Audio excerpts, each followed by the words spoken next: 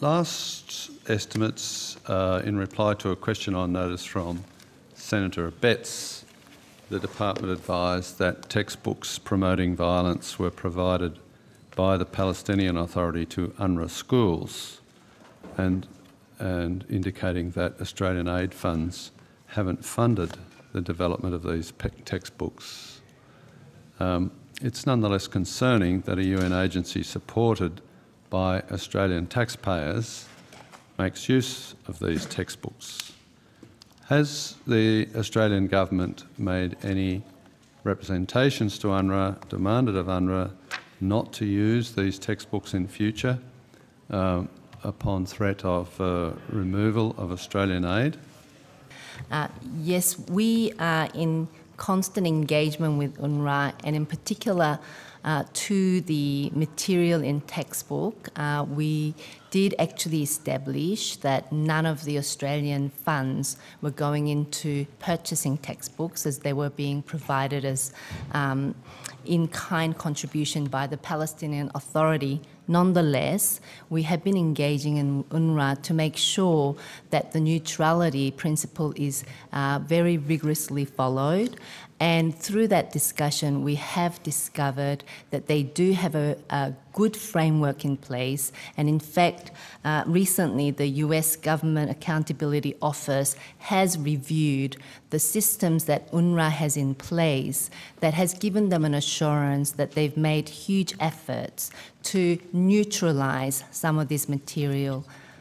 So there is a very small component which actually has what we would regard as rather biased in its content, and what UNWRA has done is come up with complementary material to actually neutralise that and actually take their teachers and implementers of the textbook material through rigorous training to ensure that's properly done.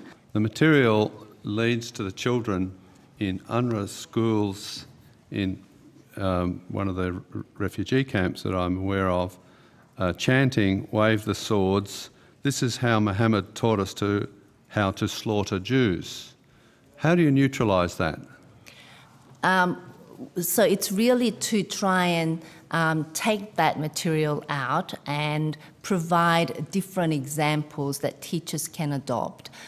So I'm not aware of that particular example and how they may have neutralised that, Senator, but the framework allows for different examples to be introduced in situations like that, and training teachers to ensure that perhaps that's not the examples that gets used in their teaching. Yeah. I recently became aware of some information about the Shuafat refugee camp in Jerusalem, which has 30,000 residents. The information suggests it's a hotbed of recruitment and activity by both Hamas and Islamic Jihad, both of which are recognised as terrorist organisations by many countries, including Australia. Now, the people in there, because it's in Jerusalem, have the option of taking out Israeli citizenship if they wish to, but they don't. And it is an UNWRA camp. It's the information I have is that it's absolutely infested with corruption and crime. Sanitation is very poor. There are drugs, prostitution, all sorts of evil things are occurring there, including ghastly anti-Semitic activities. And this is happening on UNWRA's watch. My concern is, I suppose, is neutralising that or having frameworks in place may not be sufficient.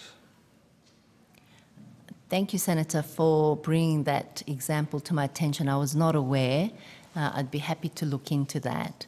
And we have our staff who is actually on the ground to ensure that a lot of these things are properly implemented in line with Australian government values and Australian values. So we will make sure we look into that. All right.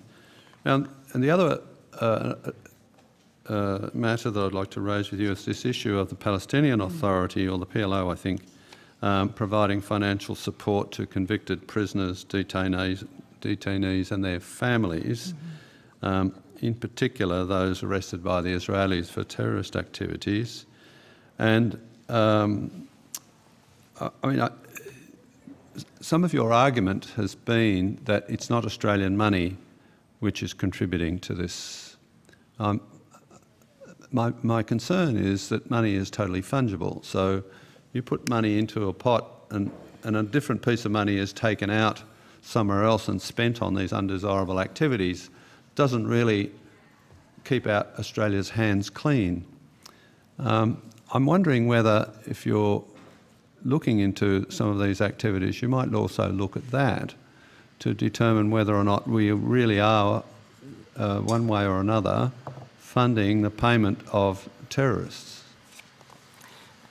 Senator, as you're aware, we have actually stopped all our payments directly to Palestinian Authority. To the extent that those payments are made by the PA through the PLO, I think we can definitely say there is no Australian money, fungibility or not, in the hands of the PA directly from Australian government.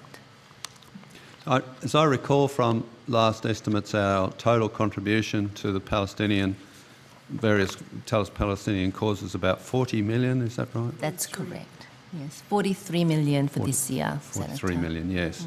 And how many separate recipients of that would there be? There are actually quite a... Do you mean where we actually provide the funds to? Yes. So the organisations or bodies or whatever that receive it, how many separate organisations are there? There are actually quite a few. So 10, 20, 30?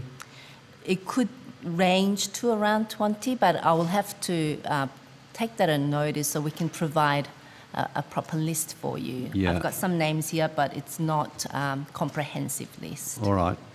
And so I guess what I am inviting you to do is provide some comfort to the committee that you've looked at each of those recipients and there isn't any possibility that those funds are funding terrorist activities. Absolutely.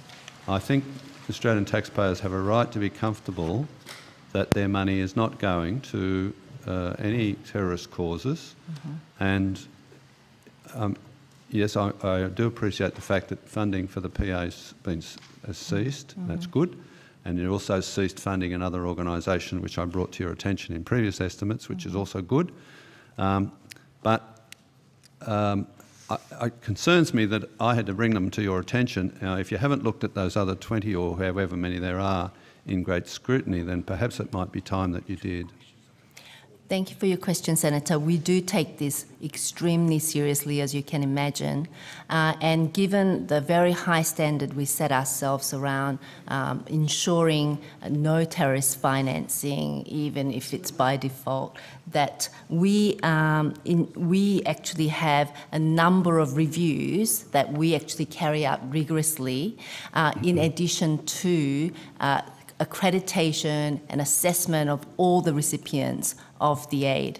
But because this is done in the Palestinian territories, we take extra measures to ensure that we actually even do spot checks, unannounced visit to sites to make sure the money is going where it's meant to be going, activities are being taken in the way that it's meant to be taken, as well as ensuring that we regularly check against a list of terrorist organisations or identified people of concern to ensure that they are actually not in any way part of the program that we run in the PT area. All right, and finally, am I right?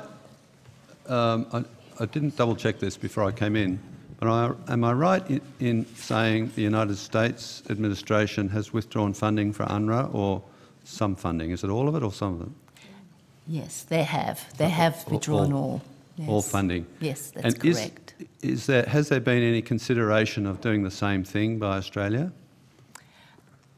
Well, That's matter for government, That's a but government we matter, yeah. certainly have provided consistent funding to UNWRA because we recognise they provide basic services that are required by those that are in greatest need in Palestinian territories, and that has actually remained around $20 million per year for the last 3 years.